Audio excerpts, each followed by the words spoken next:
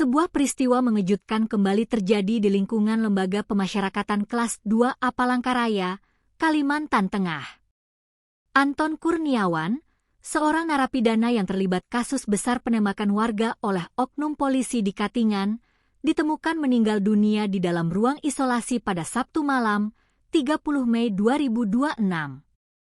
Kematian Anton sontak memicu perhatian publik, mengingat rekam jejaknya yang penuh kontroversi. Kepala Kanwil Ditjenpas Kalimantan Tengah, Iputu Murdiana, dalam jumpa persnya mengungkapkan bahwa berdasarkan hasil autopsi sementara, penyebab kematian narapidana ini diduga kuat akibat mengalami gagal jantung secara mendadak. Jika ditarik garis waktu ke belakang, insiden meninggalnya Anton ini terjadi tepat 1 minggu setelah dirinya melakukan aksi nekat. Pada Sabtu, 23 Mei lalu, Anton sempat mencoba melarikan diri dari lapas dengan menggunakan senjata api selundupan. Akibat aksi berbahaya tersebut, Anton kemudian dijebloskan ke dalam sel isolasi seorang diri di bawah pengawasan yang sangat ketat.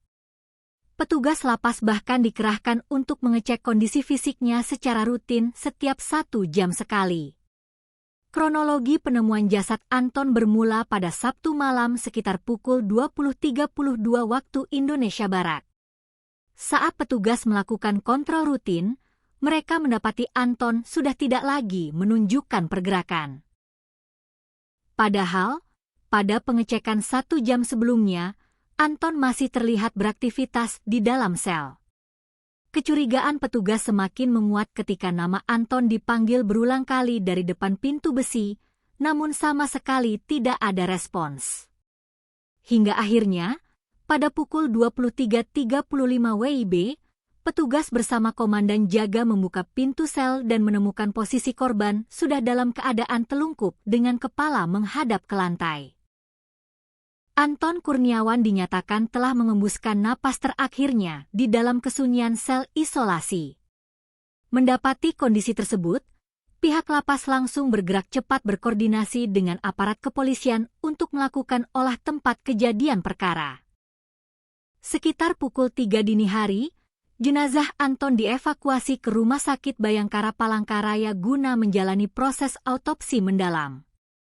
Suasana haru dan tangis histeris dari ibunda serta kerabat almarhum pecah di lorong rumah sakit saat mereka menunggu hasil pemeriksaan tim forensik. Pihak keluarga tidak menyangka bahwa langkah nekat Anton seminggu lalu akan berakhir pada kepulangan tak bernyawa. Untuk memastikan penyebab pasti dari gagal jantung yang dialami korban, tim medis telah mengambil sampel hasil autopsi untuk diuji lebih lanjut di Laboratorium Forensik Banjarmasin. Sementara itu, jenazah Anton kini telah dibawa ke rumah duka di Palangkaraya, sebelum nantinya diterbangkan menuju kampung halamannya di Wonosobo, Jawa Tengah, untuk dimakamkan. Kasus ini tidak berhenti pada urusan medis semata. Buntut dari tewasnya Anton Kurniawan, serta adanya dugaan keterlibatan penyelundupan senjata api ke dalam lapas, memicu reaksi keras dari tingkat pusat.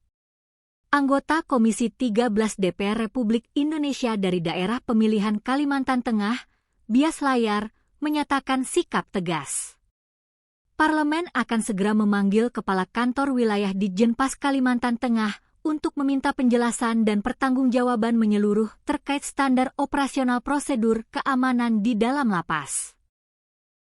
Kematian Anton boleh jadi mengakhiri masa hukumannya di dunia, namun kasus penyelundupan senjata dan pengawasan ketat di Lapas Palangkaraya kini justru memasuki babak baru yang semakin benderang.